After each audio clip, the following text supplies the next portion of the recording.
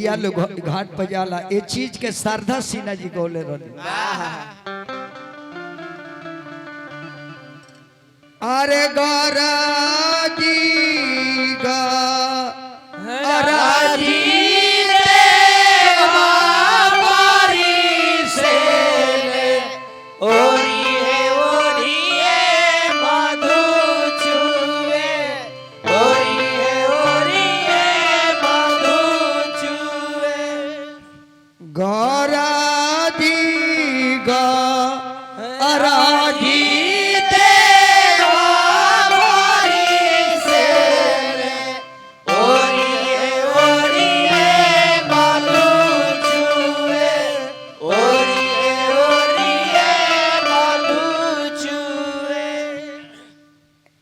कोसी लेके चला ले जाकीरा सेवा का गुठी भारा धोती भीजे, गुठी भारा धोती भीजे।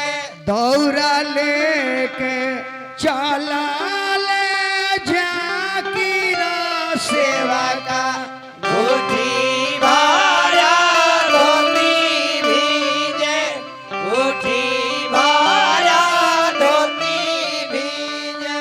भीजाता ता भीजे धोती कोसी मोरा नहीं भीजे, कोसी मोरा नहीं भीजे।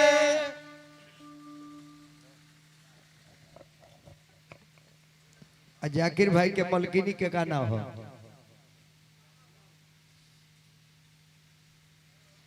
कोसी लेके जाकिर भाई घाट पर गए वहां के बीबी के कहना हो अरे कोसी लेके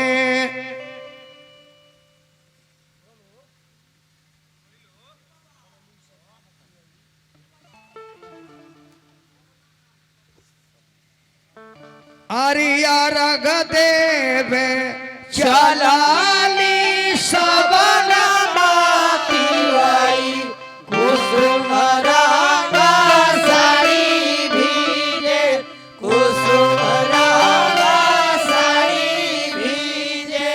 और देवे चलाली सबन माती आई कुसुमरा साड़ी भीजे, कुसुमरा अरे भीजाता ता भीजे कुसुम साड़ी और गमोरा नहीं भीजे, और गमोरा नहीं भीजे। भीजाता ता भीजे कुसुम साड़ी और गमोरा नहीं भीजे, और गमोरा नहीं भीजे। कितना निमन लागेला एक कवि जी छठ के गीत होला नु एकर आगे कोनो गीतिया गाओ के मने ना करेला। हमने के बिहार के उत्तर प्रदेश के छठ आज इंटरनेशनल हो गई। देश त देश और विदेश में भी हो रहल बा।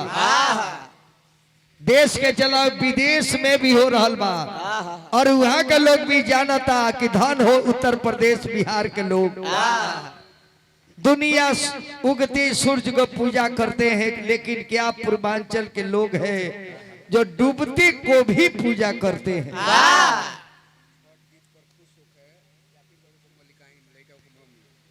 छठ गीत पर खुश होके जाकिर बाबू के धर्म पत्नी मलिकाइन बीबी वहाँ के बेगम के तरफ से 100 रुपया मिलल बा। सदा सुहागन बना रही रउआ सौहर के पति के पद पति सम्मान समान बना रहे, समाज में ही सेवा करत रही। विशेष तो ना कह लेकिन ई जान ली जाकिर भैया के आवाज सुना तनी हमारा सामने ही चाचा बानी एक दिन ऐसा समय आई जाकिर बाबू के परिवार में कि पूरी गांव के सहयोग इतना न मिली, आतना एक दिन लम्हर पोस्ट मिली जाना में हमरा आवे के परी सम्मानित करे खातिर। ऐसे जाकिर बाबू के अम्मा के अब्बा के बहिन के यानी सब रिश्तेदार कुटुंब के हम हार्दिक हार्दिक अभिनंदन करते हैं। फिर एगो छठ गीत बजाओ। तो सृष्टि नहीं बचता कैसे? इसलिए लिखा जाता है सत्यम शिवम सुंदरम। जहाँ सत्य है वहीं पर शिव है, और जहाँ शिव है उस जगह सुंदर है। शिव ही जीव है और जीव ही शिव है। वही बाबा के बबुआ के न्योता देवे के बा मनोज बाबा। धन ह महादेव धन ह। बड़ा पूर्वक भाई भाई महादेव के कहा धन हरे पागल। महादेव ऐसा तो दुनिया में फकड़ कोनो देवता ना भूल। ये महादेव का नाम मानेला वो कोनो देवता का नाम मानेला। और महादेव का परिवार समझने के शिक्षा मिलेला कि हमारा परिवार में ऐसा वातावरण बने। वो परिवार में सबकर सबे दुश्मने बा, लेकिन आपस में तकड़ाव नहीं खेल लगा बा। माता लगे बैल, माता का लगे शेर बड़े, पिता का लगे बैल बड़े, एक के जगह रहता रहे। बाबा जी के लगे सांप बड़े, बेटा के लगे मूस बड़े। अब मूस और सांप के दोस्ती जानते बने फिर भी राज बा। एगो बेटा के लगे मोर बड़े, पिताजी के लगे सांप बड़े, आपस में कितना लगाव बा देखते बने। ऐसे वो परिवार के शिक्षा ली कि महादेव के आचरण हमारा घर में आओ, और महादेव खानी बन के परिवार के रक्षा करी, एकता बनाई, अखंडता बनाई, आपस में प्रेम के आगाज दी। वही बाबा से कहे के बा।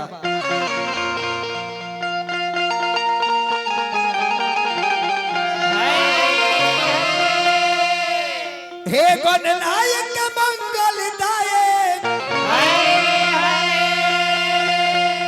हे गणनायक मंगलदायक, अरे वेद पुराण के ज्ञाता हमारा पाता बावे, अरे हमारा पाता बावे। रौरे बानी भगियों के विधाता हमारा पाता।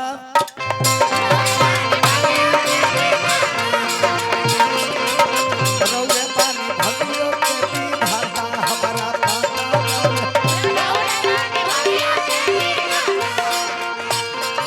हे गणनायक